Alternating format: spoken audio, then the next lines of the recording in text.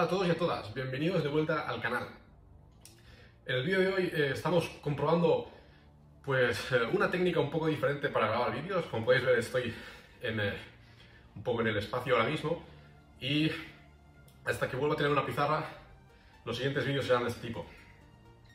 Bueno, primero de todo, muchas gracias a todos vosotros porque el canal ya tiene más de 300 suscriptores, lo cual quiere decir que, uno, estamos muy cerca del número pi en términos de suscriptores, y dos, estamos un 30% del camino a poder monetizar vídeos, y cuando eso pase significa que podré invertir algo de dinero en los vídeos y los cuales serán mucho mejores. Bueno, en el vídeo de hoy me gustaría hablaros sobre una rama de las matemáticas que en internet está muy mistificada y siempre la ves con vídeos e imágenes muy curiosas, y luego realmente en la práctica, cuando te pones a estudiar esa rama, es un tanto diferente. La rama de la que estoy hablando es nada más y nada menos que la topología, y es extremadamente interesante, pero no es fácil y requiere unos requisitos para poder entenderla. Entonces, en este vídeo estoy asumiendo que los visualizadores tenéis un conocimiento bastante cómodo con el análisis en variable real, es decir, todo lo que son definiciones de continuidad, secuencias, convergencia, etc. Así que, sin más dilación, adelante. Bien, pues primero de todo me gustaría un poco intentar explicar de qué va la topología. Pues como he dicho, estoy asumiendo que los visualizadores sabéis un poco de análisis en variable real. Pues la topología, lo que viene siendo, es básicamente una serie de teorías con sus respectivos teoremas y ejemplos que intentan generalizar el análisis en variable real a una serie de espacios más arbitrarios. Entonces, una vez podamos hacer análisis en estos espacios más arbitrarios, lo que podamos será estudiar diferentes propiedades de estos espacios, y en particular cosas que nos interesan aún más, como por ejemplo propiedades que se mantienen invariantes a la hora de tú hacer transformaciones en estos espacios, ¿no? Entonces, primero de todo vamos a revisar rápidamente de qué va el análisis en variable real. Pues, como supongo que sabréis, el análisis en variable real básicamente es si tú tienes una secuencia de números, que son números reales, como x1, x2 hasta xn, pues la pregunta fundamental del análisis en variables reales: ¿qué pasa cuando esta secuencia avanza y progresa hasta el infinito? Es decir, ¿esta secuencia converge hacia algún número real? Pues también, como supongo que sabéis, la caracterización de si esta secuencia converge a algún punto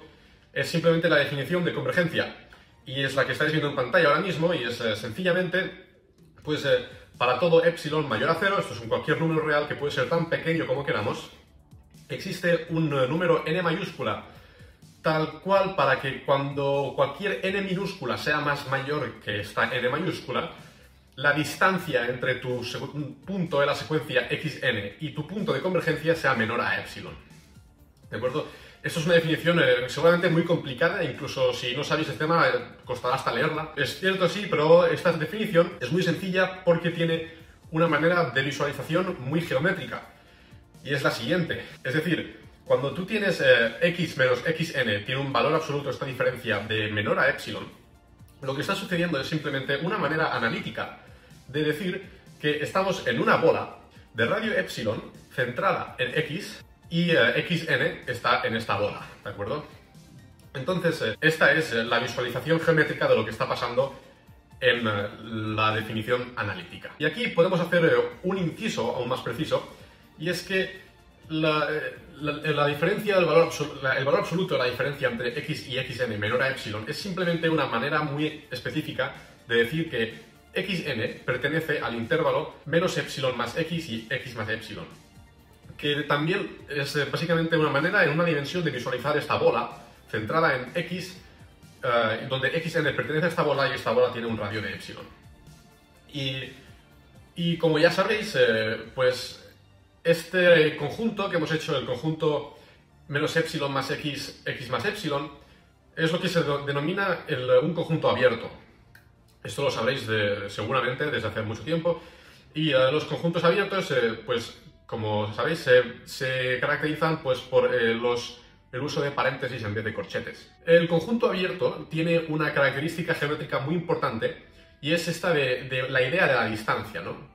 Si os fijáis otra vez en la imagen de la bola, es una idea inherentemente geométrica porque tenemos la idea de la distancia que hay entre el centro de la bola y el extremo de la bola. Y fijaos que al ser una bola abierta, porque usamos la inigualdad estricta en la definición, tenemos este contorno discontinuo, ¿no? Entonces, la pregunta que podemos hacer es, ¿podemos intentar generalizar esta idea sin tener que hacer tanto uso de una distancia geométrica? Porque al fin y al cabo esta distancia geométrica la heredamos dado que tenemos esta visión en R, porque vivimos en R3. Pero si queremos llegar a hacer análisis en espacios más arbitrarios, tendríamos que intentar minimizar nuestro uso de una distancia. Es decir, vamos a tener que expresar esta idea de convergencia en otros términos. Y los términos más adecuados son los términos de los conjuntos abiertos. Y como ya os he expresado, pues el conjunto abierto en R es simplemente estos paréntesis de aquí. Pero la gracia es que la idea de convergencia la podemos expresar únicamente en términos de conjuntos abiertos.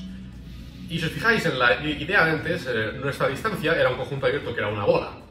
Pero lo que podríamos decir es, en vez de cualquier epsilon mayor a 0 y que nuestra secuencia pertenezca a la bola epsilon, lo que podemos decir es simplemente que, dado cualquier conjunto abierto en el cual nuestro punto de convergencia pertenezca, podemos simplemente expresar que queremos que nuestra secuencia llegue a un punto tal que nuestra secuencia pertenezca a todos los conjuntos abiertos que contengan nuestro punto X. Y esto, pues yo creo que es muy natural, pero se puede demostrar que estas dos condiciones de convergencia son equivalentes. Y lo bueno de esto es que, como he dicho, nos permite quitarnos de encima la idea de una distancia. Así que, para hacer un pequeño resumen, nuestra idea de hacer análisis en espacios arbitrarios se puede resumir con que solo es necesario saber qué conjuntos son abiertos en este espacio arbitrario. Y como he dicho antes, en análisis en variable real, estos conjuntos abiertos vienen dados por la métrica que está inscrita en R. La métrica siendo la función que mide distancias, que no deja de ser más que el valor absoluto de la resta de dos números. Pero la gracia es que si queremos hacer análisis en espacios arbitrarios, podemos definir qué conjuntos son abiertos. La notación usual de un espacio topológico, que es x tau, eso es lo que tau quiere decir. En esta definición, tau es simplemente la colección de subconjuntos de nuestro espacio arbitrario X, el cual nosotros definimos que sean conjuntos abiertos. Pero aquí hay que tener cuidado porque no todos los conjuntos son conjuntos abiertos. Y aún así, los conjuntos abiertos satisfacen una serie de propiedades que heredan de nuestra intuición en R. Y tenemos que imponer en nuestro espacio topológico arbitrario para que el análisis sea una generalización de fiar y leal a nuestro análisis en variable real. Entonces, vamos a hacer unas observaciones de qué requisitos requieren los conjuntos abiertos en variable real. Lo más importante es notar que en R, tanto el conjunto nulo, el conjunto vacío, como R en sí son conjuntos abiertos. ¿De acuerdo? Esto viene dado por la propia definición del conjunto abierto. En análisis real también tenemos que tener en cuenta que si tenemos una familia de conjuntos abiertos, como denoto aquí por U sub i, donde i es una familia de números naturales, y la unión de estos conjuntos sigue siendo un conjunto abierto. Pero luego lo que podemos hacer es preguntar, ¿esta condición también existe para las intersecciones de conjuntos abiertos? Pues claramente podemos coger un ejemplo, como viene a ser de la familia de conjuntos centrados en el cero con un radio de 1 sobre i, donde i es un número natural. Tú puedes coger esta familia de conjuntos y si tomas la intersección, pues claramente la intersección de los dos conjuntos es el número 0. Y el conjunto de un solo número no es un conjunto abierto. Por lo tanto, esta condición falla para intersección de conjuntos. Pero, sin embargo, esta condición es cierta para intersecciones finitas. Entonces, simplemente tenemos que requerir que en nuestro espacio topológico arbitrario no podamos hacer intersecciones infinitas. Entonces, esto nos lleva a nuestras tres condiciones que tienen que satisfacer los conjuntos abiertos en la topología tau de nuestro espacio arbitrario X. Y estas tres condiciones es que tanto el conjunto vacío como el conjunto entero tienen que pertenecer a la topología, que las uniones arbitrarias de conjuntos abiertos sea un conjunto abierto y que la intersección finita de conjuntos abiertos también sea un conjunto abierto. Bueno, y entonces, por hacer un ejemplo nuestra topología que hemos descrito de manera arbitraria es perfectamente consistente con R, con la topología normal. Porque aquí ya hay que hacer un inciso, y es que incluso teniendo un conjunto como R, el cual ya conocemos y estamos muy acostumbrados a usar, R lo podemos dotar de una topología diferente a la que estamos acostumbrados. Por ejemplo, la topología en R a la cual estamos acostumbrados es la topología heredada de la métrica. Esto quiere decir que los conjuntos abiertos son los conjuntos abiertos según la métrica euclidiana en R. Pero podemos cambiar, por ejemplo, la métrica y en vez de usar la métrica euclidiana, usamos la métrica discreta, que simplemente te da una distancia que no sea cero si dos puntos son diferentes. Tampoco quiero entrar mucho en detalle en espacios métricos porque eso sería otro vídeo diferente, pero podemos usar la métrica discreta y esta métrica generaría la topología discreta, la cual es básicamente todos los subconjuntos de R. Estas dos topologías, la euclidiana y la discreta, son completamente diferentes y el análisis en cada una de estas dos topologías será diferente, es decir, las secuencias convergerán de manera diferente. Hay secuencias que no convergen en una que sí convergerán en otras. Pero bueno, esto aparte, vamos a continuar con la explicación de la topología. La topología básicamente es el estudio de deformaciones continuas entre espacios. Esto creo que ya lo he dicho al principio, pero para poder estudiar qué es una deformación continua, tenemos que estudiar primero qué es una función continua, ¿no? Entonces aquí vamos a hacer lo mismo, vamos a inspirarnos con la definición de R y vamos a intentar abstraer las propiedades de esta definición de una manera más abstracta. En R sabemos que una función es continua si, dado cualquier epsilon mayor a 0, un número que puede ser tan pequeño como quieras, existe un número delta tal que si la diferencia absoluta entre x e y es menor a delta, entonces la diferencia absoluta entre las funciones, la función f evaluada en estos dos puntos es menor a epsilon. ¿De acuerdo? Esto es muy parecido a la función de continuidad, de convergencia de secuencias, y de hecho es que la continuidad y la convergencia de secuencias están íntimamente conectadas a través de la caracterización secuencial de continuidad, la cual no explicaré en este vídeo. Pero, tal y como hicimos antes para la convergencia, la definición de continuidad tiene una interpretación muy geométrica también, y es la siguiente. Si tus dos puntos x e y tienen una diferencia absoluta menor a delta, lo que quiere decir es que x e y que x está en la bola de radio delta centrada en y, que la podemos ver aquí.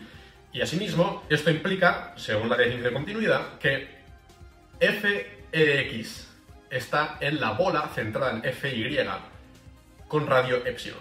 Entonces, lo que nos dice la definición de continuidad es que si tus dos valores iniciales están muy cerquita, más cerca de delta, entonces la función evaluada en estos valores también estará muy cerca, más cerca de epsilon.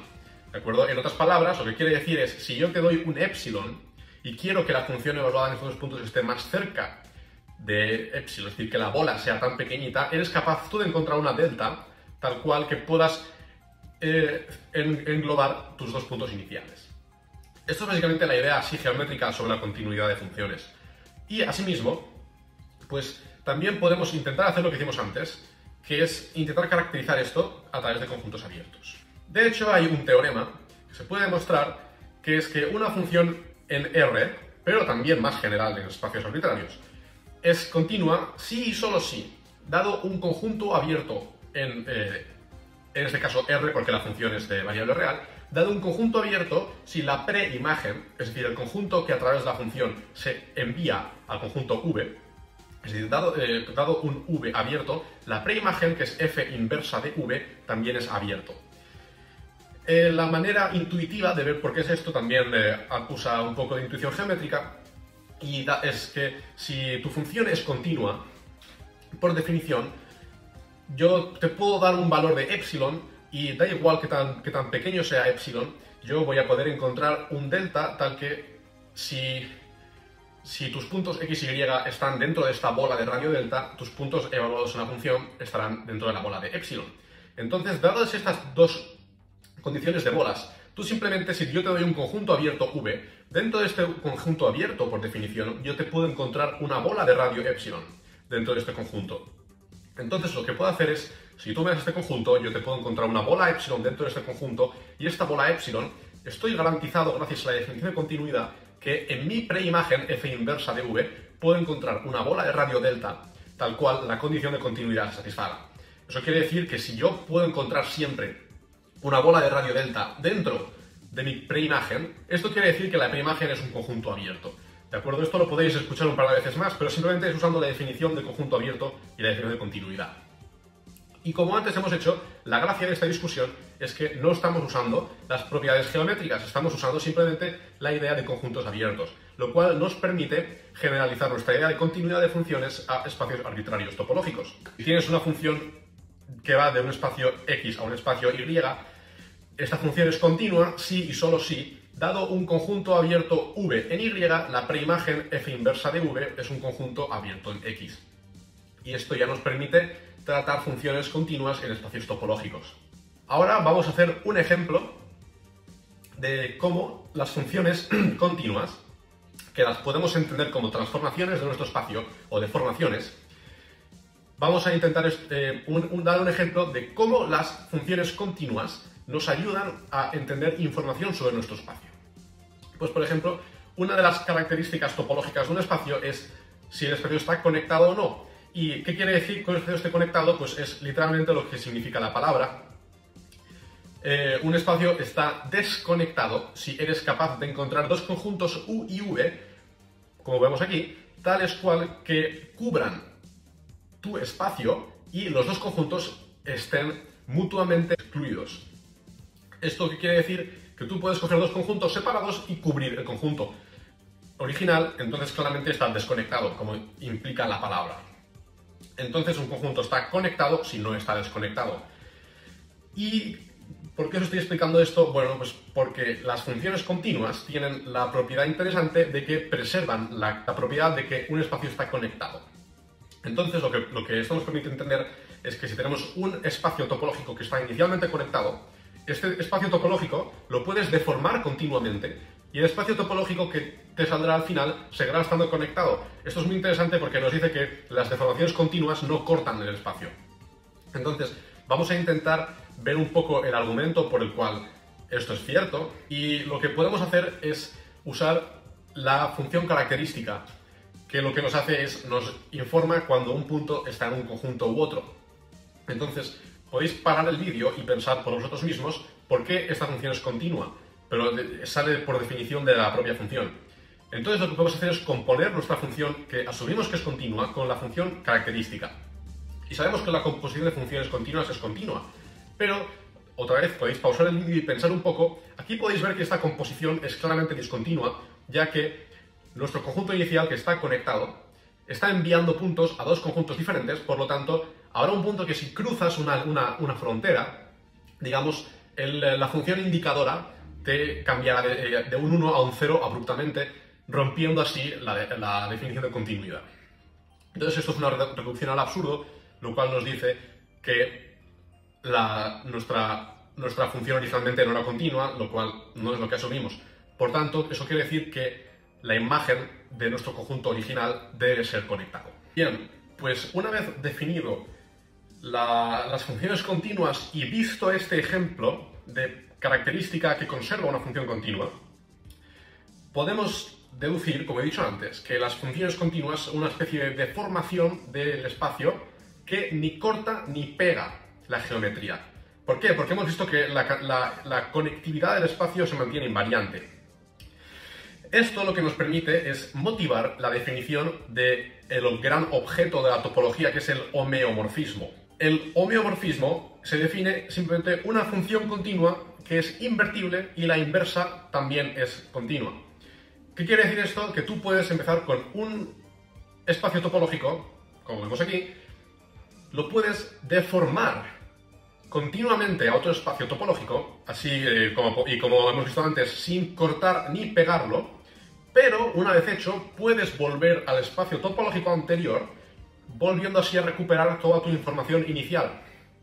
Es por eso que la topología se considera como la geometría de la plastilina, que puedes deformar tus objetos manteniendo sus propiedades.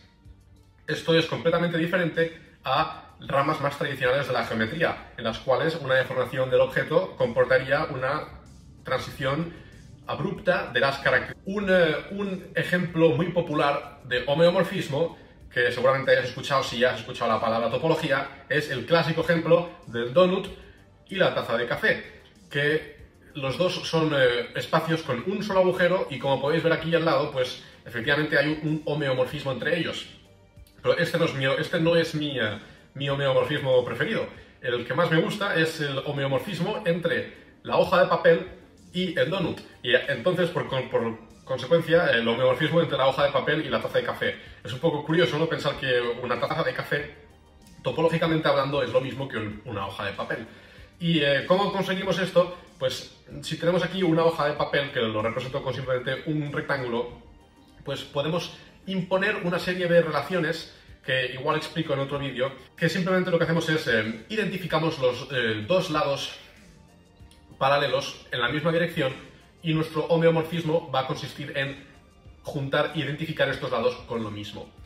Y al hacer este proceso, aunque esto parece que estamos un poco rompiendo la idea de no pegamos cosas juntas, pero esto es un homeomorfismo válido, al hacer eso hemos convertido nuestra hoja de papel en un donut, lo cual es muy curioso.